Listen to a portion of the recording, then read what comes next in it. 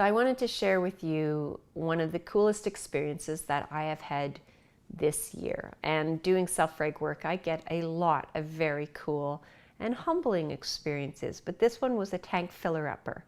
So I was in this community that I have been to 3 times now, and it's in British Columbia. So it's in an Indigenous community there where I work. I work in the school, I work in the daycare, and there's 2 schools, the daycare, and a community services organization I'm working with. And they're trying to figure out, Self-Reg appeals to them deeply because it applies, it's a holistic view, but it also applies across the lifespan, and they're working with not just children, but looking with families, and their dream is to work with seniors as well. So, and it's little by little, and we're trying to figure out the way and in ways that are driven on their end, obviously, of what they'd be looking for. But I had this really neat experience the last time I was there. So I was in the school that I had been to 3 times, and it's an elementary school. I don't know, maybe 100 students, 80 to 100 students, and I was in this classroom.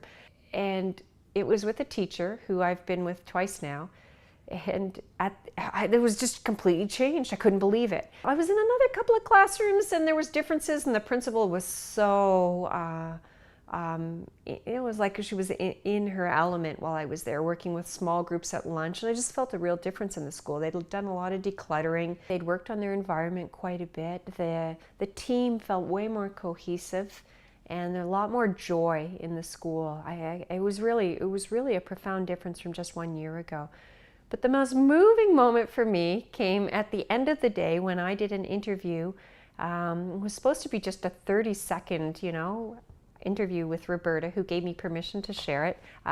Roberta's a grade, it's 4 to 6 teacher, and she's taken the Foundations courses with us, and her classroom was just night and day. I spent an hour and a half with the kids in her room, and they were so connected, they were fun, they were still feisty that age, there were still moments. I don't want to make it seem like it was perfect, but it was just a completely different room than last year when you could feel the tension. I don't know if you've ever been in a space where you could just feel everyone on edge. And so I asked Roberta, I said, hey, would you just give me 30 seconds? Can I ask you a couple of questions? And it's really funny. You'll notice I'll show you the video. We're about to show it to you. It's 7 minutes long, and it's so worth it, especially if you're trying to figure out where the hope is and how fast can things shift. A year is not a lot in time, and it was a real shift. So I'm thinking she's going to talk to me for 30 seconds, and she talks for 7 minutes. And you'll see my hand shaking because I'm holding up the camera, and my phone, I didn't even have it upright. And she tells this story of hope, and and about how she began to really, the game changer for her wasn't the strategies. There are strategies, there's lots, there's some on our website, tons of them. We've got pages and pages of strategies. But you can do all of those and not make that shift into seeing the difference between self-control and self-regulation and knowing what to do with it. If you see stress behavior as misbehavior, you respond in one way. What happens when you see it differently? It's not that you try to see it differently, you just do. And it shifts the questions you ask yourself, how you feel about it when things go south, how you feel about it when you didn't respond in, what Roberta calls, I've responded with my last year voice. And just recognizing that there really can be some of those changes when you begin to dive in and do some learning. So I'd like to share with you the lovely Roberta.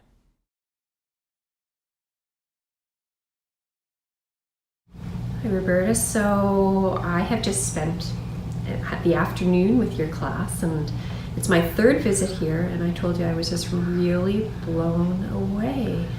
And wondering if you could talk a little bit about your journey and in relation to Self-Reg and anything else that's related to it. Okay, so when you came to visit my class last year, I kind of felt like I was a little bit a psycho teacher. And the reason I say that is because I was really reactive to student behavior, and I felt really challenged, and in lots of ways felt like I was a failure. So part of those, it all tied together because I teach 3 grades. I think I had 26 students. What I saw were behavior problems. What I saw were people not doing their work, what I saw was a whole bunch of defiance and disrespect and just people trying to push my buttons and doing things that they weren't supposed to do. And I really felt like I wasn't able to meet the students' needs. So with such a huge class and with all of what I was calling behaviors and all of the different levels, I just felt like I needed to go on a leave of absence. So at that time, I was actually thinking about going on a leave of absence because I wasn't really feeling like I was meeting the students' needs, and I was so stressed out. But I think the thing I really look back on now is how I was reacting to, like I said, what I saw as behavior. And so when Susan came, I could laugh because Susan was meeting in with our principal, and I had brought a student down to the office, and I was really high stress, high reaction. And I was literally, okay, Miss Turner, I think I even interrupted the meeting. I said, Miss Turner, we need to deal with this student. He's being very disrespectful and blah, blah, blah, just going on about all these behaviors that were happening. So now that I look back, after taking the 4 courses and now being a champion, now that I look back and I realize that my behavior was probably triggering them big time, number one. And I've always known that there's no such thing as a bad kid. So I've always had that in the back of my brain. But what I saw as behavior was actually reactions that they were reacting to their stress. So there were so many different things. I could probably talk for an hour and a half of giving examples of what I was seeing as behavior. So anyway, this year my class has been my little guinea pigs. So I've been sharing my learning with them and explaining to them as we go, as I learned, different things that I would see. For an example, one student in particular would get really stressed about math. And before, because he was my student last year, he would throw a tantrum, or he would get angry, or he would slam his books on his desk. And then this year, when I could see that behavior starting, I could recognize it as stress behavior. So I was able to stay calm instead of reacting and thinking that he's being disrespectful to me. What I really realized after the learning was math is a stressor for this child, and he needs some regulating activities. I needed to be a stress detective, and I needed to really look at, okay, what's going on? And in the course we say why and why now. So I came to the realization, why is he behaving this way, starting to act out? So I reminded him, and I let him know, and he's actually ends up being, he's my grandson.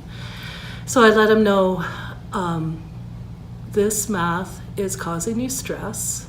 So how about if you take the time, go and get a drink of water, change your mindset a little bit and remind yourself that you can do this, go for a bit of a walk and come back when you're ready, and I will help you through it. So in the past, I would have been reacting and giving him a detention, or writing him up, or sending him to the office, or whatever the strategies were supposed to be used.